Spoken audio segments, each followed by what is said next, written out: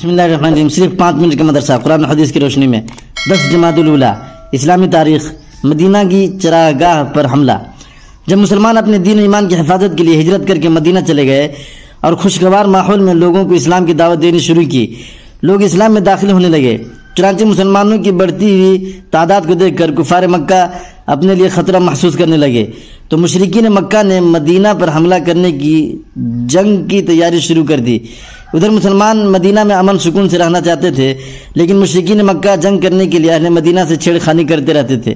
چنانچہ قریشی سردار کرز بن جابر فہری مدینہ کی چراگاہ پر حملہ کر کے 100 اونٹ لے بھاگا، اور جنگ کی تیاری کے لیے مکہ کے تمام لوگوں نے سرمایہ لگا کر ایک تجارتی قافلہ ملک کے شام روانہ کیا، تاکہ اس کے نفع سے جنگ کی ساز و سامان خرید کر مسلمانوں سے فیصلہ کن جنگ لڑ سکے.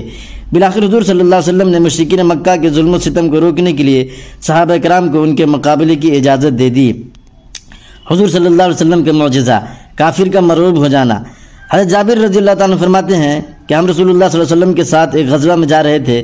راستہ میں ایک جگہ پڑاؤ ڈالا تو لوگ ادھر ادھر 2-2-3 کی جماعت بنا کر درختوں کے نیچے آرام کرنے لگے.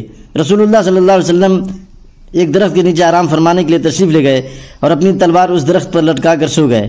رسول اللہ صلی اللہ علیہ وسلم فرماتے ہیں کہ میں سویا ہوا تھا کہ ایک آدمی آیا اور اس نے میری تلوار لے لی.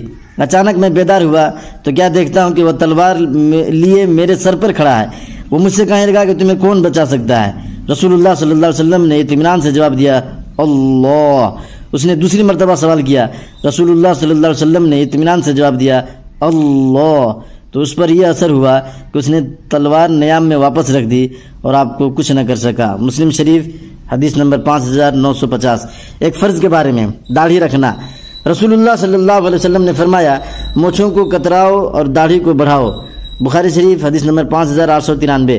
فائدہ: داڑھی رکھنا شریعت اسلام میں واجب اور اسلامی شعار میں سے ہے، اس لیے تمام مسلمانوں کے لیے اس پر عمل کرنا انتہائی ضروری ہے. ایک سنت کے بارے میں، مغفرت کی دعا. اپنے پروردگار سے اس طرح مغفرت طلب کرنی چاہیے، رب انی ظلمت نفسی فاغفر لی.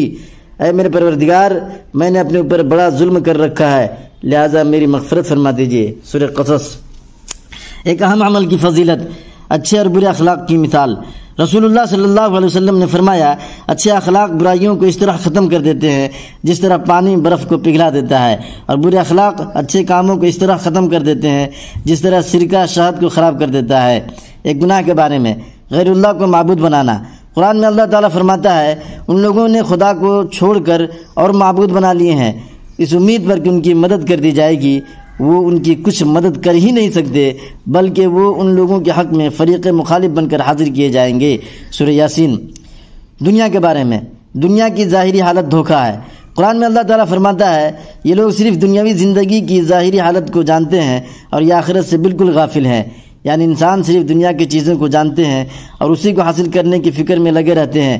انہیں پتہ ہی نہیں ہے کہ اس کے بعد دوسری زندگی آنے والی ہے اور وہ ہمیشہ کی زندگی ہے. لہذا دنیا میں لگنے کے بجائے آخرت کی تیاری میں مشغول رہنا چاہیے. سورہ روم. آخرت کے بارے میں، زیادہ عمل کی تمنا. رسول اللہ صلی اللہ علیہ وسلم نے فرمایا، اگر کوئی بندہ پیدائش کے دن سے موت آنے تک اللہ کی اطاعت میں چہرے کے بل گرا پڑا رہے تو وہ بھی قیامت کے دن اپنے سارے عمل کو حقیر سمجھے گا اور یہ تمنا کرے گا کہ اس کو دنیا کی طرف واپس کر دیا جائے تاکہ اور زیادہ نیک عمل کر لے. طب نبوی سے علاج، بیماریوں سے بچنے کی تدبیر.